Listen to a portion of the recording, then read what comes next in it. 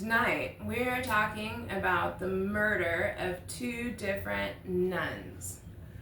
One happened October 31st, 1981, and the other just a few weeks ago.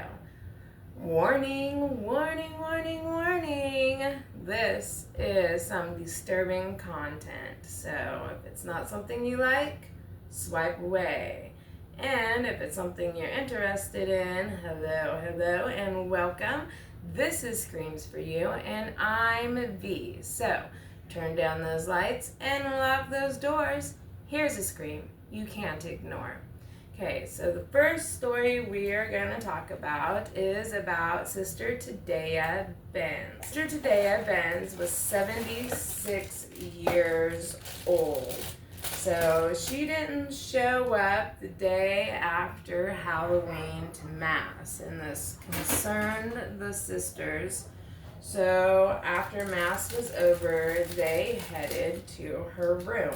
It was across the street in the conservatory, or is that something in a mansion? I don't know. I don't remember what it's called. Where the nuns or priests stay, that's on church property. There we go. So when they get there, the second odd thing happens. Her door is closed, and it's never closed because she's hard of hearing. So they open up the door, and there they find Sister Tadea. There they find Sister Tadea naked, laying face down with her arms spread out and covered in blood. So at first, the sisters are thinking it's something as simple as a slip and fall, and they have her body taken to the coroner's office. It's not until just a little while later, not very long after the body has been removed, that one of the sisters notices that there is shattered glass all over from a broken window, and the screen had been cut out. And they called the police for this, saying it was a break-in. The police did not know that there was a dead body until after they got there, and it was disclosed. The police find a knife under Sister Tadea's bed. They start canvassing the area, and they get a witness saying that they seen a young man that lived across the road from the convent. There we go. See, I knew the word. That lived across the road from the convent, running from there in the early hours of the morning when it was still really, really dark outside. Late night, early morning. They seen this boy running. And this boy is Johnny Frank Garrett. And he is 17 years old, and he had been abused his whole entire life, assaulted and things like that. He was not treated very well, and it was saying that his IQ is not very high, and that he was displaying things like multiple personalities. They pick him up and say that he confessed. The knives in his house, the set matches the knife found under Sister Tadea's bed. So the police pick him up on this, and they take him in for questioning, and he says, yes, I was there. I had broken into the place, but I didn't kill anybody. I stole a radio. And the police aren't buying it, but they really don't have any evidence, but they go ahead and charge him. Now, he was convicted and put on death row, but in 1992, Pope John Paul II asked for a stay of execution, and they postponed it, is more like it. He ended up having to go in front of the parole board again, and they upheld the death penalty. He was executed in February of 1992. So, obviously, this is in 1981, long before DNA is a real popular thing, right? His sisters and his lawyer claim he is innocent this whole entire time. So, he had a big bowl of ice cream, was his last meal, and his last words were, "I would like to thank my family for loving and taking care of me. The rest of the world can kiss my ever-loving ass." And, you know, he had freaked out in court, and so many people were convinced he was doing this. So lots of people were convinced that he did this. But in the background, there is another murder that happened.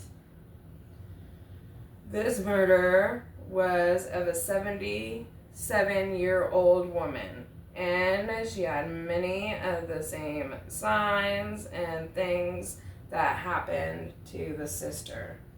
So, it's long after his execution. His sisters and his lawyer are still fighting for his innocence, and they end up testing the bodily fluids that they found on the sister when she died. And this is 12 years after his execution. The DNA comes back to the DNA of the same man who killed the 77-year-old woman, and he was in prison for it. And this man's name was Leoncio Perez. And this whole time, they had the wrong man. And they say it was because it was kind of high profile, because she was a nun. So the DA and the police were very overzealous, and it was claimed that he confessed, although he never did sign a confession, and the only thing that he would ever admit to was breaking in to steal the radio. That's it. Imagine, the knife was probably from cutting the screen on the window to break in, and someone else seen it as an opportunity. So 2 lives were ruined that night in one fellow swipe by one person. One person who got away with the murder of this nun, and the nun who had her life taken for no reason, and a young man who claimed his innocence until the day he died, that nobody believed until 12 years later when the DNA proved that he was innocent the whole entire time. So, too bad it wasn't. We didn't have DNA back then. It could have saved his life and made sure that the right person paid. But all we can do is learn moving forward and make sure that all evidence is tested and gone through the way it's supposed to, so the right people pay for their crimes.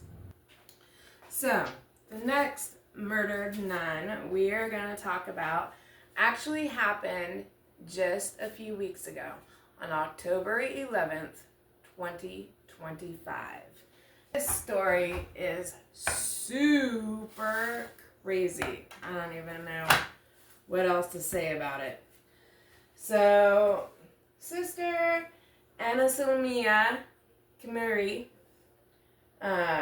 She was 65 years old, and she was a minister of Murray Children's Home, and she was a nun there, and she was getting ready to be replaced, and they brought in her replacement, Sister Caroline Kenjuri. So she is a Catholic nun, and it was said that there was animosity kind of right from the beginning because Sister Kamari wanted things done a certain way, and Sister Caroline wanted things done a certain way. And they were both arguing about what would be the best way to get things done. So what happens is on October 12th, Sister Caroline goes over to Kamari's house, and she is calling 911 saying that she had found her body on the floor in the living room and she was barely breathing, and she was taking her to the hospital. And the nearest hospital was in Nikubu, which was 20 miles away. And by the time that they got there, she was pronounced dead on arrival. So at first, they didn't really know what to think, and Sister Caroline was not a suspect at first because, they're just starting their investigation. Then they realized that she had lots of blunt force trauma to her head. Oh, too much kick on the nose. And that, this was a homicide. So with that information, they get some more information from Sister Kamari's family. And Sister Kamari's family is saying that she had feared for her life. She had expressed it to them that she was in fear of her life because of Sister Caroline. And there is Sister Kamari's phone was at her house at 10 at night and was turned off by 11 and still hasn't been found to this day. There's not a lot of information on this case because it's so new and it's very ongoing. They're not releasing really what evidence they have. But I know they just took her to a trial to see if they could hold her for a while they complete their investigation because they are afraid that she might be a flight risk. And that was granted, and she's spending the next 14 days in detainment until the police can finish. Okay. So anyways, they're holding her until they complete the investigation. But so far, there seems to be proof that this nun that came to take over for Sister Kamari is the one that is responsible for her death. Alright, and that was tonight's stories. I hope you learned something new and gathered some new information. We are almost done with this 31 days of Halloween, so don't miss out on any more episodes, and go ahead and find all the other ones I've done all month if you're interested. And don't forget to have a creepy night.